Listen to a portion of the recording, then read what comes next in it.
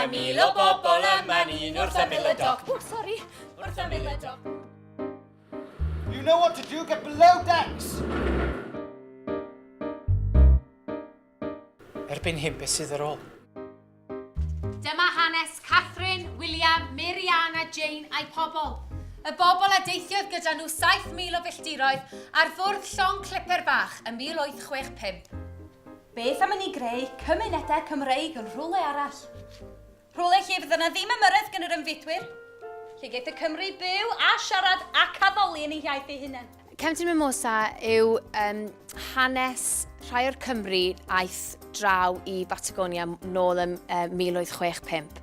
A mae'r cynhyrchiad yma yn sôn am eu straeon nhw, straeon o bobl ar y llong. Roedd hi'n boeth ar y llong bach, a dŵr yfed yn bryn.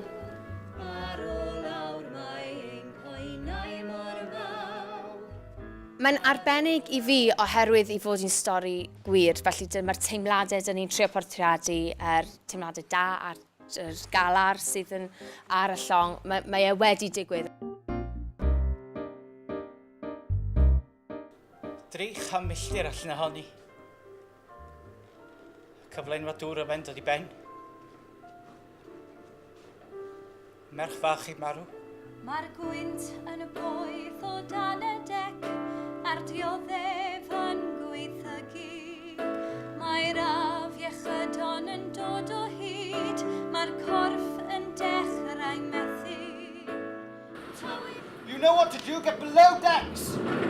Mae'r drycyn yn taro llong fechan. Mae'r tonnau yn debygach i fynyddoedd. Mae'r Mimosa fach yn ei dringo hyd y copaon cyn plymio i'r ddyfynderoedd ar ochr arall.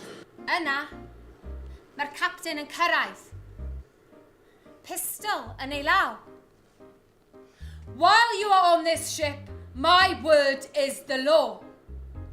Tro hyw i wynebu'r capten, a mae'r capten yn anelu'r gwn syth at hyw sy'n dal ei dir. Mae'r capten yn tanio.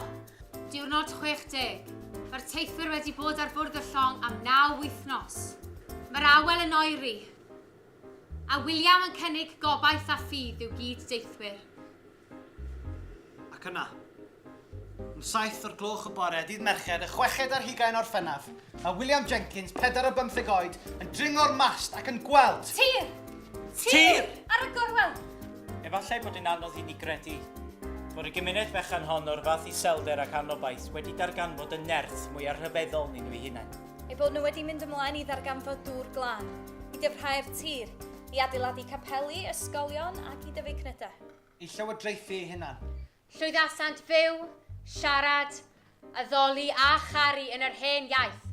Iaith Cymru, mewn lle o'r enw Patagonia. Y peth mwy arbennig i fi yw bod ni'n cael mynd allan i Batagonia i adrodd eu hanes nhw yn ôl i'r bobl yn Patagonia.